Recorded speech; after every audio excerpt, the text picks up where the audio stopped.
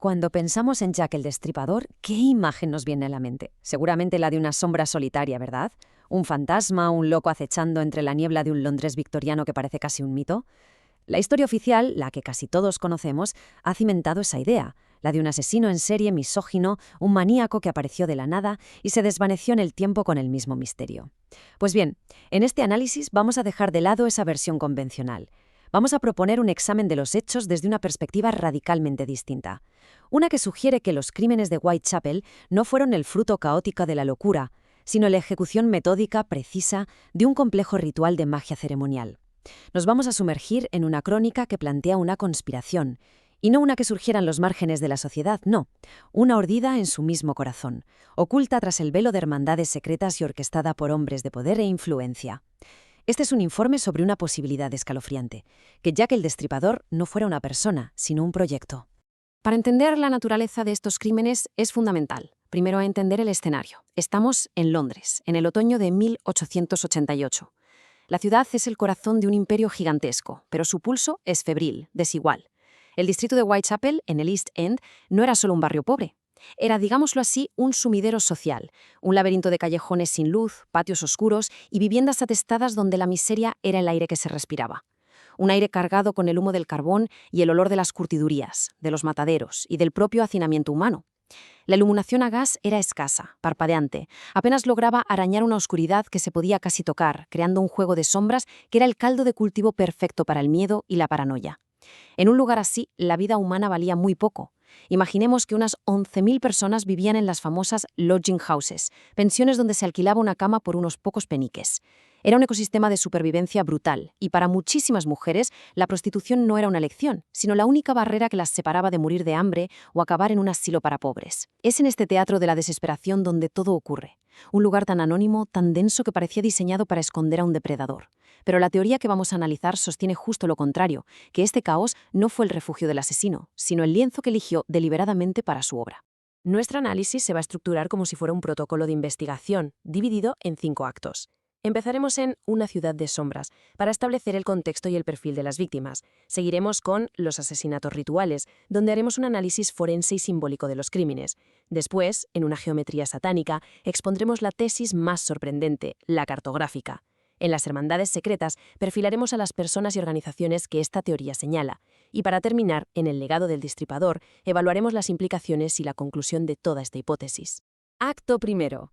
Una ciudad de sombras. Antes de analizar las heridas, tenemos que analizar las vidas. La narrativa estándar suele agrupar a las víctimas bajo la etiqueta genérica de prostitutas. Pero en la época victoriana, este término era un cajón desastre para casi cualquier mujer de clase baja que viviera sin la protección de un hombre. Esta simplificación, claro, ha ayudado a reforzar la idea de un asesino con un único móvil, el odio a las mujeres, que atacaba sin ton ni son. Sin embargo, si examinamos con más detalle los expedientes y los testimonios de la época, todo sugiere que la selección de estas mujeres, lejos de ser aleatoria, podría haber respondido a un criterio muy específico y premeditado. Su aparente anonimato habría sido, de hecho, la coartada perfecta para un plan mucho mayor. La hipótesis de la selección al azar fue la que defendió la Policía Metropolitana en su momento y la que han seguido muchos cronistas. Se basa en una premisa sencilla. El asesino simplemente se aprovechaba de la vulnerabilidad de las trabajadoras sexuales de Whitechapel. Eran objetivos fáciles, disponibles a altas horas de la noche, y su desaparición, seamos sinceros, generaría menos alarma social que la de una mujer de clase media. Pero esta teoría de la conspiración le da la vuelta al argumento. Sostiene que esa misma vulnerabilidad fue precisamente la herramienta que se utilizó. Es decir, que las víctimas no fueron elegidas por ser prostitutas, sino que fueron seleccionadas de un grupo social muy concreto y geográficamente localizado para cumplir un propósito. La evidencia, según este enfoque, no está en quiénes eran moral o socialmente, sino en dónde vivían, a quienes conocían y cómo sus vidas se cruzaban en esa densa red social del East End. El punto clave, el anclaje de esta contranarrativa, es una calle, Dorset Street. Los cronistas de la época la describían como la peor calle de Londres. No era solo un lugar, era un microcosmos de la depravación. Y es aquí donde la teoría del asesino aleatorio empieza a resquebrajarse. Si analizamos los domicilios de las víctimas canónicas, nos encontramos una concentración geográfica que desafía cualquier probabilidad. Mary Jane Kelly fue asesinada en su habitación, en el 13 de Miller's Court, un patio que daba directamente a Dorset Street. Catherine Eddowes era una residente habitual de la zona. Annie Chapman también tenía vínculos directos. De hecho, Chapman y Kelly vivían prácticamente la una al lado de la otra. Y no solo eso, las dos frecuentaban el mismo pub de Britannia. Y si a esto le añadimos que una cuarta víctima, Elizabeth Stride, vivía apenas unos metros, para un asesino que supuestamente deambula por el laberinto inmenso de Whitechapel, volver una y otra vez a un círculo social y geográfico tan increíblemente reducido, pues para los defensores de esta teoría no parece una coincidencia, parece un indicio claro de una selección deliberada, metódica. No eran desconocidas, formaban un grupo, un conjunto de objetivos definidos. Acto segundo. Los asesinatos rituales. Dejamos el análisis sociológico y pasamos al examen forense de las escenas del crimen. Y es aquí donde la teoría se aleja ya por completo de la criminología convencional para entrar de lleno en el terreno de la simbología y de la práctica ocultista, porque los cuerpos de las víctimas no solo fueron asesinados, fueron procesados. Las mutilaciones, que a menudo se describen como actos de furia sádica, se reinterpretan bajo esta luz como una recolección quirúrgica de órganos y la imposición de marcas simbólicas con un profundo significado esotérico. Las escenas del crimen se convierten así en altares improvisados. Si seguimos la progresión de los asesinatos canónicos, vemos un patrón de escalada, pero también de especificidad. El 31 de agosto encuentran el cuerpo de Mary Ann Nichols, garganta seccionada y abdomen mutilado. Una semana después, el 8 de septiembre, a Annie Chapman no solo la destripan, le extraen el útero, parte de la vejiga y la vagina con una precisión que algunos médicos de la época llegaron a calificar de anatómica. Luego llega la noche del 30 de septiembre, el famoso doble evento. Encuentran a Elizabeth Stride con el cuello cortado, pero sin más mutilaciones, lo que sugiere que el asesino fue interrumpido. Y apenas una hora después, descubren el cuerpo de Catherine Eddowes, al que le han extraído el riñón izquierdo y el útero. Finalmente, el 9 de noviembre, la carnicería en la habitación de Mary Jane Kelly es extrema, pero de nuevo selectiva. Entre toda esa destrucción, el corazón ha sido extirpado, y nunca se encontró. Desde una perspectiva ritual, esto no es un frenesí, es una recolección sistemática de órganos que en la tradición esotérica se asocian con la energía femenina, la procreación y la vida. El útero como matriz, el riñón como sede de la emoción y el corazón como el centro del ser. Pero más allá de la extracción de órganos, en las escenas del crimen se encontraron elementos que para los investigadores de esta teoría son, sin duda, firmas rituales. A los pies de Annie Chapman, por ejemplo, se colocaron cuidadosamente 2 peniques nuevos y 2 anillos de latón. Esto se interpreta como una alusión directa a las 2 grandes columnas de bronce, Jaquín y Boaz, que según la tradición masónica flanqueaban la entrada del templo del rey Salomón. En el rostro de Catherine Eddowes, el asesino grabó 2 triángulos, uno en cada mejilla. Esta marca se ha identificado como una representación del remate del altar que se usa en las ceremonias del grado del Santo Arco Real, uno de los más importantes de la francmasonería. Y la propia ubicación del crimen de Eddowes parece reforzar esta idea. Mitre Square, un nombre que ya de por sí evoca la mitra de un obispo, era un conocido lugar de reunión de la logia Hiram de Londres en el siglo XIX. Las pistas no estaban solo en los cuerpos, estaban dispuestas en el entorno. Acto tercero. Una geometría satánica. Y aquí la escala de la investigación se dispara. El expediente da un giro y pasa del análisis de los cuerpos a la cartografía de todo el distrito de Whitechapel. La tesis central de este acto es que la ubicación de cada asesinato no fue casual, no fue una cuestión de oportunidad, sino que fue un punto predeterminado en un enorme diseño geométrico dibujado sobre el mapa de Londres. La ciudad entera se habría convertido en el tablero ceremonial y los asesinatos en los marcadores de un ritual a escala urbana. Para poder descodificar este supuesto mapa, hay que entender un símbolo clave de la geometría sagrada, la Desica Piscis. Esta figura, que en latín significa vejiga de pez, se forma por la intersección de 2 círculos del mismo tamaño, donde el centro de cada uno está en el borde del otro. Es un símbolo antiquísimo que vemos en el arte cristiano primitivo, pero que también es fundamental en tradiciones como la pitagórica, la cabalística y la masónica. Esotéricamente representa un portal, un umbral entre 2 mundos, el espiritual y el material. Simboliza el útero cósmico, el origen de todo. Se considera un glifo de un poder inmenso, un conducto para manifestar energías, y es esta forma, según la teoría, la que dictó dónde debían ocurrir los crímenes. Si hacemos un análisis cartográfico de los lugares de los asesinatos, lo que sale es un patrón de distancias que parece desafiar la casualidad. Al medir las distancias en línea recta entre los puntos donde se encontraron los cuerpos, aparecen simetrías que son, como poco, sorprendentes. La distancia entre el lugar del crimen de la primera víctima, Nichols, y la segunda, Chapman, es de 930 yardas. Pues bien, la distancia entre Chapman y la cuarta víctima, Eddowes, es exactamente la misma, 930 yardas. Y pasa algo parecido con las demás. La distancia entre la tercera víctima, Stride, y Eddowes es de 950 yardas. La misma que entre Stride y la última, Kelly. Es más, las localizaciones de Stryfe, Edelweiss y Kelly forman un triángulo casi perfecto alrededor de un punto central, del que cada una está a unas 500 yardas. Semejante precisión topográfica sugiere un nivel de planificación que es totalmente incompatible con los actos impulsivos de un asesino desorganizado. Implica el uso de mapas, de mediciones, de un diseño previo. Y aquí llegamos a la revelación central de esta parte de la teoría. Al trazar las ubicaciones de los 5 asesinatos canónicos en un mapa de la época y unir los puntos, la figura que emerge no es una línea aleatoria ni un grupo caótico. Con una precisión que los defensores de la teoría califican de escalofriante, los 5 puntos delinean a la perfección la forma de una vesica piscis. Los crímenes de Nichols y Chapman definen un extremo del símbolo, los de Stride y Kelly el otro, y el de Eddowes se sitúa justo en uno de los puntos de intersección. Si esto fuera cierto, transformaría los asesinatos en un acto de magia telúrica, utilizando la propia geografía de la ciudad para consagrar un especio ritual y canalizar energía, con cada asesinato sirviendo como un ancla para ese diseño sagrado. Esta cita del investigador masónico Kevin L. Jest nos da el vínculo crucial entre ese símbolo geométrico y el presunto móvil de la conspiración. Porque la Vesica Piscis no es solo un símbolo esotérico abstracto. Para muchos estudiosos de la tradición masónica es la matriz geométrica a partir de la cual se derivan las proporciones del templo del rey Salomón. Y la reconstrucción de ese templo, tanto física como espiritualmente, es una de las mayores obsesiones, una de las alegorías centrales de la francmasonería. Así que si los asesinatos dibujaron una Vesica Piscis sobre Londres, la teoría sugiere que el objetivo final era consagrar la ciudad como un nuevo templo, un acto de magia arquitectónica a una escala sin precedentes. Acto cuarto, las hermandades secretas. Un plan de semejante complejidad que abarca la selección de víctimas, el simbolismo ritual y una planificación geográfica milimétrica necesita, por fuerza, planificadores. Este acto se centra en identificar a los posibles autores, moviéndonos del qué, el cómo y el dónde al quién. La teoría nos señala a un individuo, sino una cábala, a un grupo de hombres poderosos, cultos, eruditos en las artes esotéricas.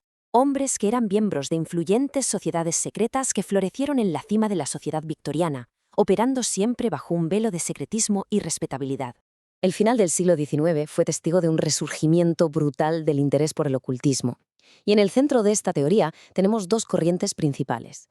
Por un lado, la francmasonería, una fraternidad antigua y poderosa, con una estructura compleja de grados, ritos secretos y una fascinación profunda por la geometría sagrada, la alquimia y la leyenda del Templo de Salomón. Por otro lado, vemos un montón de nuevas sociedades esotéricas, como la Sociedad Teosófica y sobre todo la Orden Hermética de la Golden Dawn, fundada precisamente en 1888, el año de los crímenes. Estos grupos se dedicaban, sin tapujos, a la práctica de la magia ceremonial, la cábala y el gnosticismo. Pero lo más importante es que no eran mundos separados, había una enorme superposición de miembros. Hombres muy prominentes de la época pertenecían a la vez a logias masónicas y a estas órdenes ocultistas, creando una red interconectada de individuos con el conocimiento y la motivación para llevar a cabo un ritual así. El primer nombre que sale a la luz en esta presunta conspiración es, por su posición, el más impactante de todos, Sir Charles Warren. En 1888, Warren no era un detective cualquiera. Era el comisario en jefe de la Policía Metropolitana de Londres. Era, oficialmente, el hombre al mando de la caza de Jack el Destripador. Su puesto le daba control total sobre la investigación, sobre la información que fluía y sobre la dirección que tomaban los recursos policiales. El perfil de Warren, si lo examinamos con esta lente esotérica, se vuelve profundamente sospechoso. No era un masón cualquiera, era una de las figuras más eminentes de la masonería a nivel mundial. Fue el fundador de la logia Quatuor Coronati, que es la principal logia de investigación masónica del mundo. Su interés en el Templo de Salomón no era solo teórico. Como ingeniero real, había dirigido las excavaciones del Fondo de Exploración de Palestina en el mismísimo monte del Templo de Jerusalén, buscando literalmente los secretos bajo sus cimientos. Y aquí viene lo más extraño. Warren presentó su dimisión el 8 de noviembre de 1888. Apenas unas horas después de que su renuncia se hiciera efectiva, Mary Jane Kelly fue asesinada, en el que sería el crimen más brutal y el culmen de la serie. Para los teóricos, esto no es una coincidencia. Es la retirada calculada del arquitecto del plan una vez que su obra estaba a punto de completarse.